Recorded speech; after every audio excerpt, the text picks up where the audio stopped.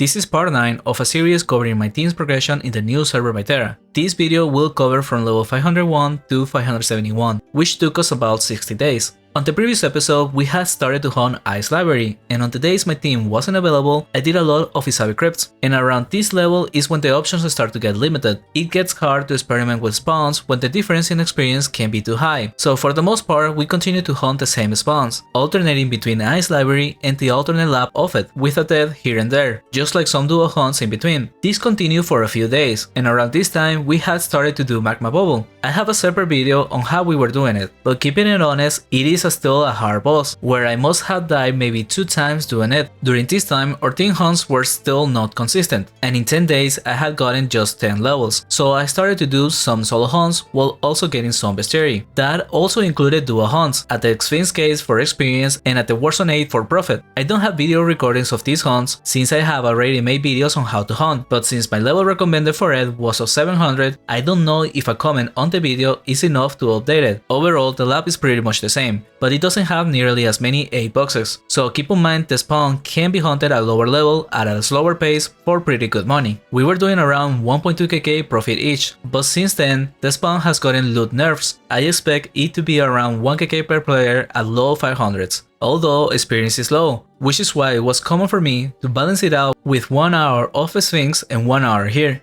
We still will get something hunts when our paladin was able to play, and that will be a great experience boost, since our library hunts were constantly doing 6.3kk raw. Unfortunately, we were the ones that didn't hunt constantly, so it's not like we were making big gains. Days continue like that, and one day we try a Plague Seal. I believe to get an idea of the spawn before the Orcs Overfest and possibly do charms, but then we went back to Ice Library for another 8 levels or so, until we made the actual switch to Plague Seal. This wasn't an improvement by any means. The reasons to come here were to have charms for the Orcs Overfest, to make some profit with Grimlish Wings, and a much needed change of a scenery. At this point, it had been 2 months since our first hunt in Ice Library, and around 100 levels for me in that time. So honestly, we were just done with it. I personally wasn't that bothered with it because I had been doing different hunts the entire time, such as even trying out the last were creatures, the crocodiles and tigers. Shout out to Charlie for being open to trying out ideas like that, and my team as well tends to be open to trying out hunts too, which is how I'm able to make a variety of content. But during these 2 months, that wasn't the case for them. We missed a lot of days, and when we could hunt, all we did together was Ice Library, which is how they were burned out from it.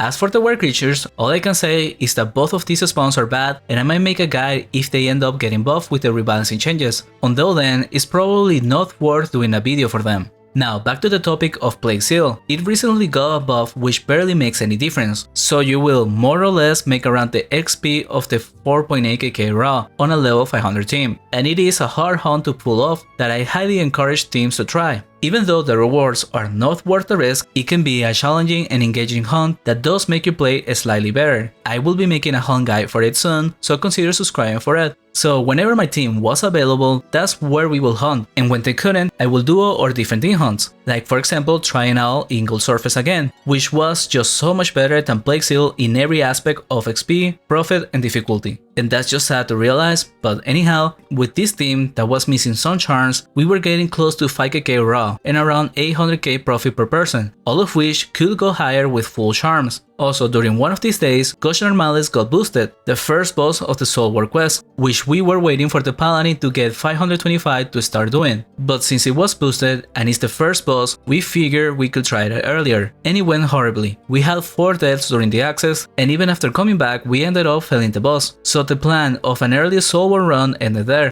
and we got back to leveling. And once we were done with the charms of Hellfires, we moved on spawns to end up going back to library, but this time it was the fire section. This is much harder to hunt than Ice Library, and I don't think it's considered by people on this low range, but we like to suffer and hunt bad spawns for some reason. And one of these reasons is because both my MS and Paladin really wanted to stay out of Isabi. They have hunted it far more than I have with previous characters, so they are especially burned out of it. Once again, not so much of a problem to me, because I end up doing a variety of spawns with different teams, and in this case, I got to fill in for a different team for an Isabi hunt, where they were on average low 600s, and the experience was of 7kk raw. Keep in mind that the spawn did get a nerf on XP recently, but still, Isabi was left untouched for so long, being the best possible experience in almost all level ranges from 500 to 1k, And in the case of this one and most of the teams on my server, that's the only thing they had been hunting, and we wanted to avoid doing that for as long as we could. So instead, we continued to hunt Fire Library for less than 6kk raw without charms, and with much higher risk, like far more difficult. But it was fun. I think for the most part we enjoyed it. The only thing that makes these hunts feel especially bad is when you end up comparing to Isabi. Nowadays they might be closer on XP at this lower range,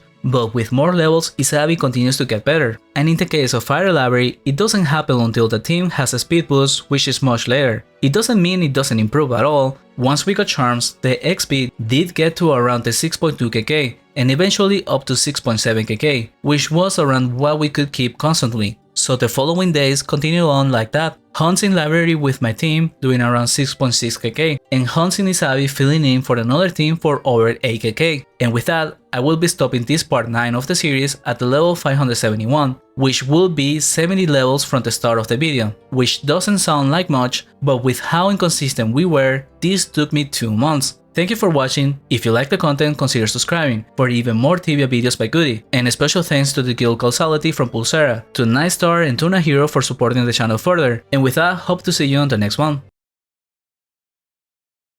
You know what I mean? Ruga's not in a great spot here. That's Alright. Can we just fight? Thinking about this. Well,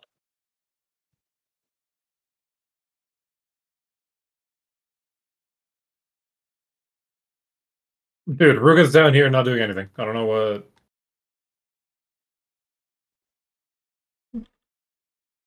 Alright, kill us, Gudii.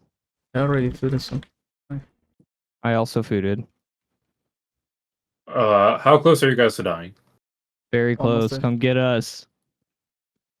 Jesus, it's fucking Ruga, dude. He's not doing anything.